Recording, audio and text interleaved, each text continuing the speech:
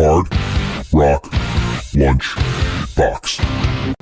What is up, everybody? Welcome to another episode of the Hard Rock Lunchbox. Of course, if you're watching on Strangerhood TV on YouTube, welcome everybody to the top 20. It is a gloriously fall, October 9th, 2025. I hope everybody is doing well. I am going to just make a quick announcement because this affects absolutely nobody but me, but I am in a new chair today. It is not a new chair in the sense that I have not owned this chair. I just, for whatever reason, I took it upon myself this past weekend to start cleaning the absolute god-awful mess that exists behind me, and I'll get into that in a second. But the chair I usually use became a storage locker for a lot of the stuff on there that I am going to have to keep, but I just don't know where exactly I'm going to keep it. And rather than go through the audacious task of cleaning that chair off to do this show for you good people, I decided to just roll it over there. And then I just took my main office chair. Now, the reason it's a problem for me and not for you is this chair is actually higher. Now, I could lower it, but I've spent a couple of years getting it the exact right height for the work I do over there, so instead of doing that, I'm just going to continue to bang my knees and thighs into the desk here, and that's just how we're going to do it today, because that's the kind of day it is. I will be honest with you, there are a few things I want to do less than this show today. I don't know why that is, I just don't feel like doing it, but I do have some music, and I usually tend to change my tune on that particular attitude as the afternoon kind of continues on. So that'll be fine. But because of that, actually not because of that, but in addition to that, I really don't have anything prepared today. I am going to try and sit in my normal one-leg crossed over fashion and, continue to bang the desk with my knee because that's how cool I am. I was going to say something. Yes, but because of the way things are in the world lately and the way this show tends to go, I have really tried to back off of a lot of the political stuff that's going on, but I have to say it's really kind of consuming the world that I inhabit. No matter how much I try and back away from it, there's just so much stuff that's just so ridiculously wrong. As I say often, like, there are things that happen to this administration on a almost daily and weekly basis that would, like, completely derail other presidential administrations. But because there's so much of this stuff, I guess it's just overwhelming. And I know I've mentioned that Steve Bannon, who is an absolute douche, once said during, I think, the first Trump presidency, that the way to get around, way to get around opposition to all the stuff you want to do is to flood the zone with so much stuff that it's just impossible to kind of pay attention to. And if you think about that, that kind of makes sense. If the Trump administration was just doing one thing and one thing we didn't like, we could all unify against it. But because there are so many things going on, it's splintering the opposition because everyone's got a thing that they're opposed to. It doesn't make it better. It just makes it kind of more ridiculous. And I think a couple of things that I want to talk about, and I'm going to get into our show up in Connecticut last week because there's some fun stuff to talk about there. There's also, I want to talk about our show coming up a week from tomorrow because it's kind of a last-minute ad, and I do want to get the word out, but also sort of just talk about how those developments kind of roll out because it's very typical Rebel 9, very typical behind-the-scenes kinds of stuff that this whole show really started about. Believe it or not, the show's been on the air for 12 years. It has not been political most of that time. It is really just talking about life, basically being in bands, and we'll get to that in a minute. But a couple of things I really did want to bring up in your political world because I think it's important. First of all, as I said last week, the Republicans are still blaming Democrats for the shutdown, even though the Republicans own every single branch of Congress. They are also, despite blaming Democrats, they're losing some of their Republican support. And for the first time ever, and I can't even believe I'm going to say this, I am in agreement with Marjorie Taylor Greene, the unbelievably unqualified representative from northwestern Georgia, because she is opposed to the Affordable Care Act health tax credit expirations. And she should be. It's something I've been talking about for months, and there's lots of reasons to it. But the reason she is, and this actually makes her a good representative, and I can't believe I'm saying that, but even a stop clock, right? At least twice a day. But she is rightfully pointing out that the Affordable Care Act and the health exchanges that were a result of that law actually benefit more red states, more people in red states than in blue states, and they benefit more by quite a bit red congressional districts. Now, members of Congress, they are responsible, and they should be representing their congressional districts, right? That's the people who elect them. Remember, I talked last week about my douche of a representative, Nick LaLota, and why I'm going to do everything I possibly can to get him unelected next time because he just offended me with his text.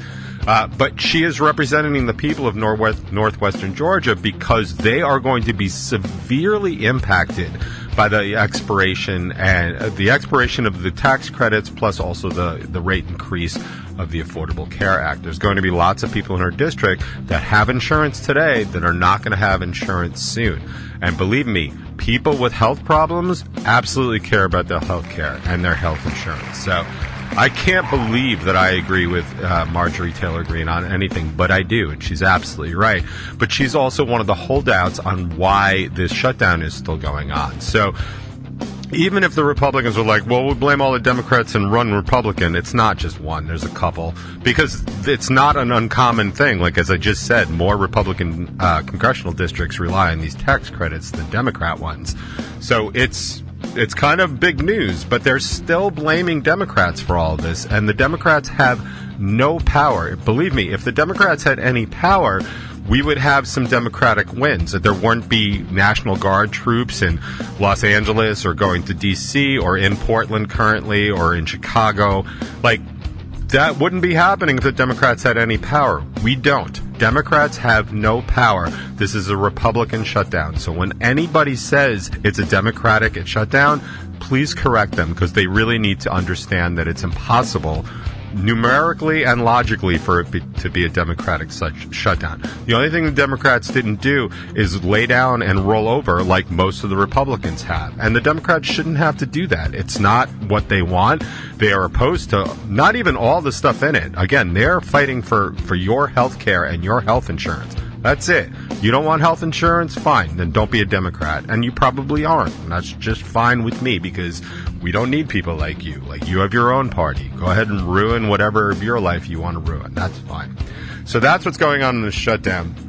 The other thing that's going on, or two other things that are going on, this is a very under-the-radar issue because of the shutdown, but I think it's important to bring up. So, Speaker of the House Mike Johnson, who is basically just a vagina with a gavel from Louisiana at this point, is refusing to call a session of Congress. He's refusing to have Congress go back to work, which, as far as I'm concerned, they shouldn't be getting paid for that, but they are. But he's not calling a session. He's not calling a session in for one very specific reason. Now, I'm going to apologize in advance because I was too busy this morning to look up the name and all of the details of what's going on. But there was a special election in either Arizona or New Mexico.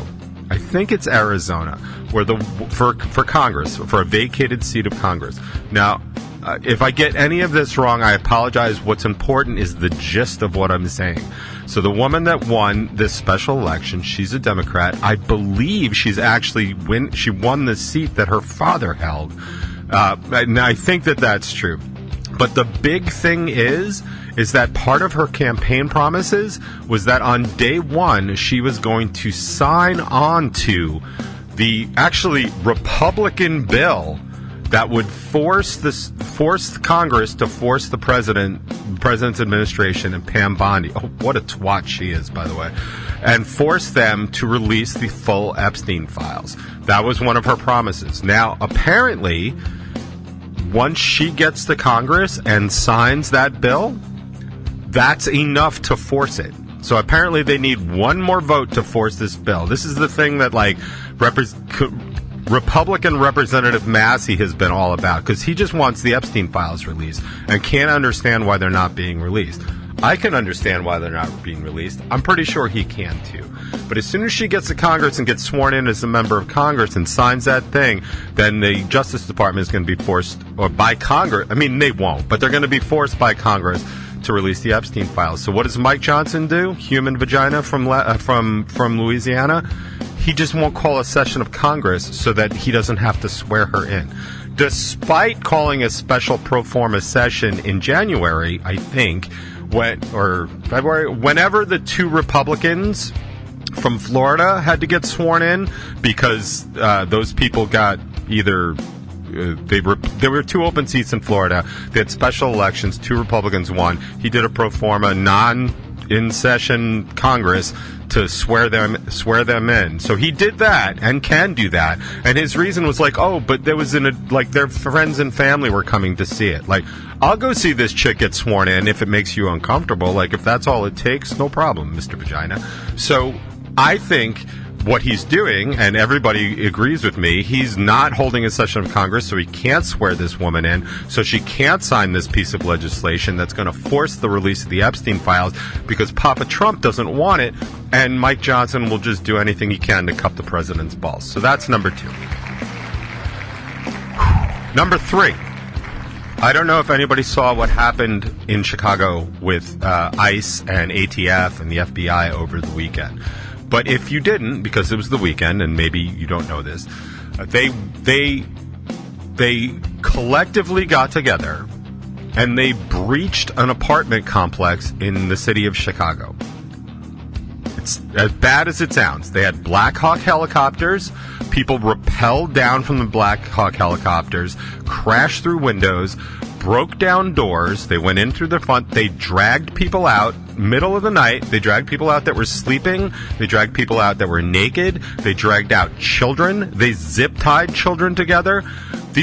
Some people were immigrants. Some people were illegal immigrants. Most of them were U.S. citizens with actual ID, like real ID cards on them, like the big one, the real ID.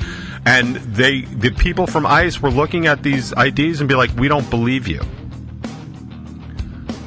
That is your form of documentation that the sitting Supreme Court Justice Brett Kavanaugh said, oh, well, if ICE stops somebody, was his justification, by the way, for being stopped while brown. If you are stopped and you produce documentation, which is your real ID, which a real ID gets you on an airplane, it gets you into a federal building if you want, this is your official government ID. If you present your real ID to a member of ICE, they are to release you immediately. And he said that they would release them immediately.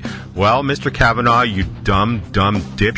That is not what happened, and ICE detained a lot of these people, some on the street for hours, some at a detention facility, and then released them. Now remember, they broke into an entire apartment complex, knocked down effectively every single door in it, dragged almost everybody out of it, including children, some of which were American citizens. After all of this, they arrested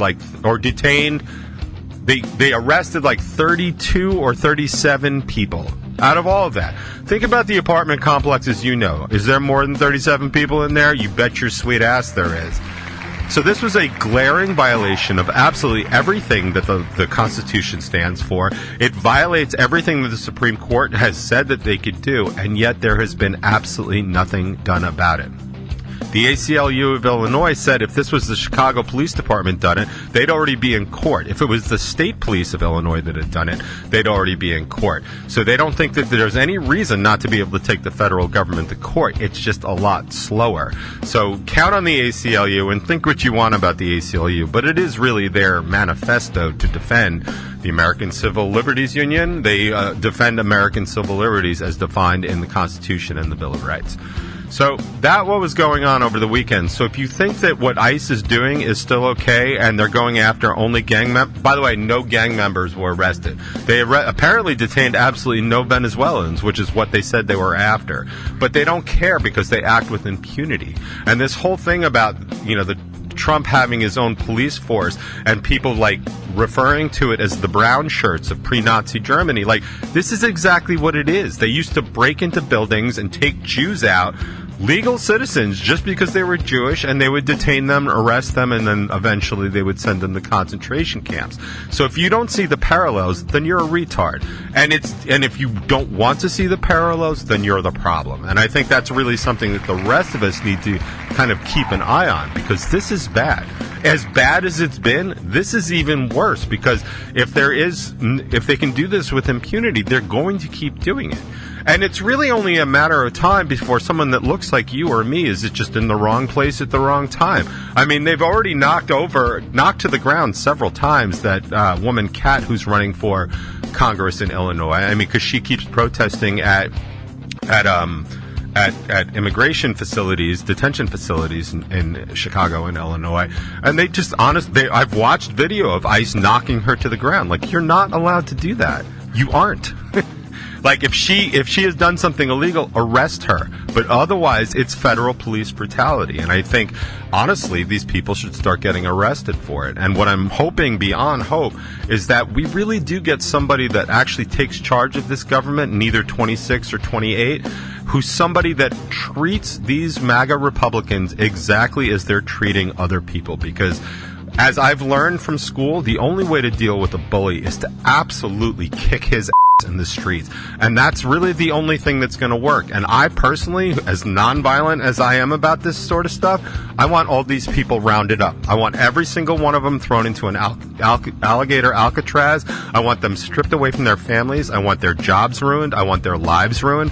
I want them to spend time in jail, because what they are doing is they are undermining this great country, and they are the absolute scourge of America at this point. And the rest of us are just so tired and afraid to even speak or say anything because we're afraid of reprisals. But man, I have friggin' had it. Like, F these people. F every single one of them. Like, I am so about retribution at this point. Like, all I want to do is punish these people for the things that are happening and for the things that the rest of them are agreeing with. These are horrible people, and we need to be done with them. We need to get them out of our schools. We need to get them out of our social situations. We need to get them out of our lives, and either send them to some sort of jail or send them to, like, Wyoming or whatever. But they need to be gone. I am overdone with these people. And for anybody that thinks that I'm losing any sleep because we're not friends anymore, believe me, I am not. I am not losing an ounce of sleep because you are not in my life anymore. In fact, my life is so much better for it, so good riddance to all of you. Now, I think I've run out of time to talk about the show in Connecticut. It was funny, and I will still remember some of it. But I will tell this one story because it's a good Kaz story, and everybody likes a good Kaz story. So we had to actually leave a little bit early from the show when we were up in Connecticut because Kaz had to work in the morning. So we were planning on leaving, like, maybe like 10, 11 o'clock at night. But he was like, look, we got to get out of here by 9 because I got to be at work in the morning. I'd like to be home by midnight and stuff like that. So we're going to leave at 9. So around 9:15, Tony and I are just sort of standing there. And we both know it's after 9 o'clock, but also it wasn't my time to leave. It was his time to leave. So, we're just watching him be all George about stuff. So Tony says, like, yo, Kaz, what time do you got to leave? Kaz's like, 9 o'clock. Tony's like, it's 9:15. Kaz is like, oh, wow, okay. Well, let me just go to the bar real quick and get a shot and a beer, and then we can leave. Which is funny all by itself, right? So that happens, and Tony and I are laughing about it. So I gather everybody else up. We're in the van. We're hanging out in the van in the parking lot. George stumbles out. This is George, not Kaz. Two totally different people, by the way. So George comes out, and, before that, we've been waiting. Now it's like 9:30. So I get out of the van to go get him. As I'm walking back into the club, George comes out and stumbles out, and I'm like, I was just coming to get you. He's like, I just wanted to make sure everybody was ready to go, and made sure, like, everybody peed and stuff like that. I'm like, yeah, dude, we're all in the van waiting for you. He's like, all right. I'm going to go pee, and I'm going to meet you back out there. Never have I been more tempted to leave a band member at a club before. And again, I don't care. Like, I didn't have to go. If I had to go, there would have been more stick on that threat. But, like, I was just laughing because he was the only one that was going to pay this price because he's the one that had to get up early in the morning. So eventually he stumbles back out, and he gets in the van, and we all just make fun of him, and that was fun. So this coming Friday night, not tomorrow, next Friday, we're going to be back at Whiskey Rocks. If any of you were at the last Craving Strange show where they played with High and Dry, the Def Leppard covered band, and Paul Brown and the Killing Devils, it's basically that over again, but with us instead of Craving Strange, and with Pine Street instead of High and Dry.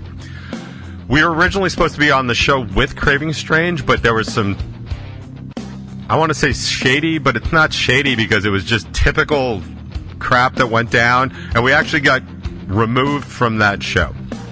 It doesn't happen often, but we've definitely been kicked off shows before. We've been kicked off shows before for actually being a threat to the headliner because we were better than they were, which it sucks. Like, it sucks to be in that situation, but at least it's probably the best reason to get kicked off a show. And that wasn't quite the case here, but it was definitely in that zone. And it wasn't that we were so good. It was just more of we were good and we were going to take up time. And so they didn't want effectively two good bands on the bill with us and Craving on there, and I think that was the case, which is why Craving did the first one and now we're doing the second one. So we're doing that. I've been trying to confirm this show actually since we got kicked off, but I could not get a confirmation. I had it blacked out on our calendar. It was either going to be the 17th or the 18th. And then I finally got confirmation that it was indeed going to be the 17th. We did not have a third band until earlier this week. Pine Street's going to be playing the show with us. We played with them a few times. You've heard me talk about my pros and cons of that band, or playing with that band. I don't mind the band, but pros and cons of playing with them. So, but that's what's going to be the show. But I've also been asking for confirmation on what time we're going to play and how long we're going to play, and I've gotten neither of those two things. Keep in mind the show is a week from tomorrow. So I just went ahead and wrote a 45-minute set. Maybe I'll have to add something. Maybe I'll take something away. But I am trying to keep it a little bit different from the last time we played for y'all over at Amityville Music Hall, so at least there'll be some fresh stuff. Obviously some familiar stuff, but I wanted to throw in some older stuff for you because I think if you're going to come out and spend some time with us, the very least we could do is play some deep cuts for you. So that's the current plan for next Friday. We're going to be at Whiskey Rocks. We're either going to play at 8 or 9. I'm thinking probably 9 because I figure we probably aren't going to open the show, but I have no idea. And in terms of just backstage stuff, like, this is how it goes. I mean, you want to talk about the driving force for me booking my own shows? It's exactly this, because when I'm booking my own shows, I know all this information, and I try and communicate it to the bands as quickly and easily as possible. And in fact, my 12/12 show, I'm going to start working up all the details and the advance sheet so that all the bands have that information, you know, close to 2 months in advance, because it seems like the right thing to do. So that's, you know, I mean, I think if you're in a band, you'll appreciate it more because you've gone through this, but I do always like to, pull back the curtain a little bit and see what let everybody else see what we have to do, because it's been pointed out to me a number of times that it's always amazing the difference and the discrepancy between what people think happens when you're in a band and what actually happens when you're in a band. So I do like to try and give you a little insight whenever I can. So there's going to be that. By the way, I do want to mention one other thing, because I was talking to Tony last night, and he had such a great idea. I really think this would be so much fun, but then he actually pointed out the flaw in the idea, and I got immediately just like, oh man, that's too bad. So we were talking about, when Tony dies. I know, settle down. I think Tony's the youngest of everybody in the band, so it's going to be a minute for him to die, but you never know. I mean, I see the way Margaret looks at him. It could be sooner than later if he lips off once too many times. But regardless, Tony wanted to he wants to be roasted at his wake, and which I thought was an amazing idea, because that's effectively band practice. I also pointed out that I'm way too thin-skinned to get roasted, and he asked me, he's like, how could you possibly be in this band and be thin-skinned? I'm like, because I can't take it when everybody's coming at me like that. I have a limit. If we can spin it around the room and everybody gets a respite and everyone gets, a couple of jabs, I'm fine with that, because that's what it's like being in a band. It's being in a band like that is being in what it would be like a family when there's 4 brothers, right? And they just fight and they beat each other up. If anybody's ever seen News Radio, I'm talking about Joe Rogan's character and his brothers, kind of like that. But he pointed out the flaw in this, which I thought was 100% correct and very disappointing. 100% correct and 200% disappointing. Because he really pointed out that it would basically just be the same jokes over and over again. And we decided that Jimmy would go up and I'd be like, well, I've never met Tony before, but, it's nice to meet you finally. And then everybody be like, how short he is, and, people be like, well, I remember when he was fired, but not fired. And then we would just start to slowly run out of jokes. Like, the band has more material, for sure, but a lot of that is private and confidential. We keep it within the four walls of the band, because that's just how that goes. But if anybody's super interested in a roast of Tony O, I guess start writing material and we'll evaluate it further down the road. I mean, I think it would be fun for me. Tony said he would love it, so it's definitely not something I removed completely off the table, but I would need some, comic strip live level material if we're going to go forward with that, because as Noodle always points out, he's my bass player, so I will make fun of him. Not everybody else can make fun of him. Anyway, that's my story.